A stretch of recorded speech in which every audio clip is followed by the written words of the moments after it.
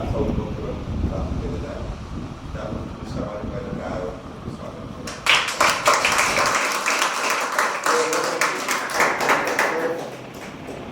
चित्र प्रदर्शन करावं तुमच्याकडे चित्र साक्षरता चित्र साक्षरतेबरोबर विशेषतः मला चांगली गोष्ट कुठली वाटली असेल तर चित्र आपण कुठली काढतो. मी बघतो की आपण बऱ्याच वेळा आपल्याला निसर्गाची चित्र काढतो, किल्ल्याची चित्र काढतो, आपल्या विशेषतः लोककला आहेत त्याच्याबद्दलची चित्र काढतो.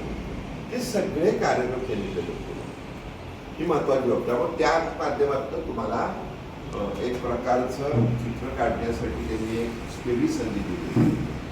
त्यामुळे नुसतं चित्र प्रदर्शन नाही, चित्र प्रदर्शनाबरोबर तुमच्या मनामध्ये चित्र काढण्यासाठी ज्या ज्या काही कल्पना आहेत किंवा ज्या कल्पना येऊ शकतील अशा पद्धतीचं त्यांनी एक काम केलेलं त्याच्याबद्दल मला अतिशय आनंद वाटतो. आज आमच्या शाळेतले मित्र मुंबई स्कूलमध्ये भट्टड हे या ठिकाणी चित्राचं प्रात्यक्षिक तुम्हाला त्यांची चित्रकला दाखवणार आहे, त्यांचं विशेषतः जी कला ती दाखवणार आहे. पण त्याचबरोबर दुसरं महत्त्वाचं म्हणजे या ठिकाणी स्मिता पोरटे या सगळ्या चित्रकार आहेत. चित्रकाराबरोबरच ते वेगवेगळ्या चित्रांमध्ये काही आपण म्हणतो वेगळ्या पद्धतीचं शिल्पवर्णन त्याच्यामध्ये त्यासाठी ते काम करतात. आणि त्यांचं नुकतंच प्रदर्शन झालं सातारा कलमला त्यांचं आणि त्यांच्या सहकार्याचं इथं एका त्यांचं झालेलं आहे. त्यामुळे त्यांना सुद्धा तुमची चित्र बघायला मिळत आहे, तुमच्यातलं वैविध्य बघायला मिळत आहे. त्यांच्याबरोबर त्यांच्या सुनबाई आता म्हणायचं नाही मुलगीच म्हणायचं सगळीकडं तर माधवी पवार माधवी कोरपे पूर्वीच्या त्या तर माधवी कोरपे या ठिकाणी आलेले आहेत. म्हणजे मला अतिशय आनंद वाटतो की स्मिता कोरपे असताना माधवीला येतातच आणि याचा अर्थ त्यांची आता सुद्धा आता एक चित्रकलेकडे असेल कलेकडे असेल एक ओघ वाटतो. ही बाब होती त्यांच्या त्यांच्या मनोगतामध्ये ती माहिती देतीलच.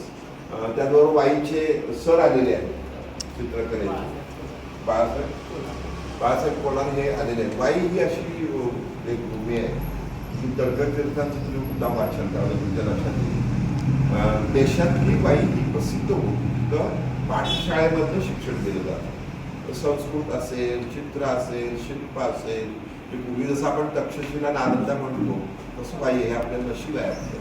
त्या वाईमध्ये तुम्ही सरांना घेऊन मुद्दाम जा. तिथले घाट असतील, तिथल्या इमारती असतील, तिथली एक संस्कृती आहे ती अजून टिकून आहे. तिथं अतिशय वेगवेगळी तज्ज्ञ मंडळी तिथं आहेत. त्याच्यामुळे मलाच कशाला परवानगी काढते आले तिकडे काढते प्रवासी काय चित्र माहीत नाही. त्यांना एकदम कौतुक वाटतं. ते आल्या असे आवाज नाही. म्हणजे जेव्हा आपण रस्त्यावर आत येतो तेव्हा सगळं काही तुम्ही जे चित्रमय केलेलं आहे तुम्ही असतील, माझे विद्यार्थी असतील, शिक्षकांनी जे केलेलं आहे ते प्रेरणादायी आहे. त्यामुळं अशा पद्धतीचं काम प्रसाद आणि एकांच्या माध्यमातून या हॉलमध्ये काय होत राहून 3 महिन्यात एकदा तरी त्यांनी ते करावं. आणि तुमच्याला विशेषतः आपण तुमच्या ज्या चित्र काढलेले आहेत त्याच्या फ्रेमची विक्रीचं आपण स्टॉल ठेवू.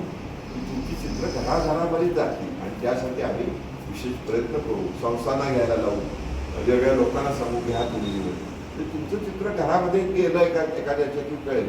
काल वाचत होतो मी त्याचं नाव आहे लक्षात नाही पण त्यांनी म्हणजे मुलाखत आहे बाबा आता मला ते नाव आता लोक पण त्यांचं चित्र पहिलं चित्र एका व्यक्तीने सचिन करात संजय करात बरोबर सोलापूरला काहीतरी सोलापूर पहिलं त्यांचं चित्र आणि त्याच व्यक्तीने नंतर त्यांचं चित्र काहीतरी लाख-1.25 लाखाला घेतलं. म्हणजे हा जो प्रवास आहे ना हा फार महत्वाचा आहे. म्हणजे एखादी व्यक्ती तुमच्या प्राथमिक तुम्ही चित्र काढत असताना चित्र घेऊन जाते आपल्या घरात लावते आणि पुन्हा जेव्हा तुमचं त्याच्यामध्ये जे काही प्रगती होत असते तुमचं कमर्शियलायझेशन होत असतं तीच व्यक्ती पुन्हा तेच वेगळं चित्र त्याच व्यक्तीचं 100 पटीने कमी घेऊन जाते आपल्या घरात. अतिशय मोठी बाजारपेठ आता या चित्राच्या संदर्भात आहे. चित्रांशिल्पासाठी जवळपास मी परवा वाचत होतो 200 लाख कोटी रुपयाची बाजारपेठ आहे ती अतिशय विक्री होत आहे. त्यामुळे हळूहळू आपण असे प्रयत्न करत राहू.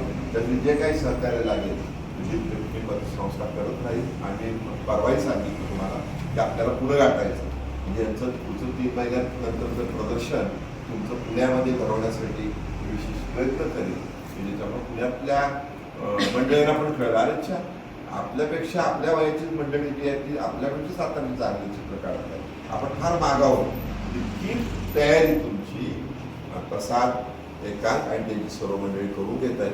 त्यांच्या एकदा पुण्याकडे टाळ्या वाजवा.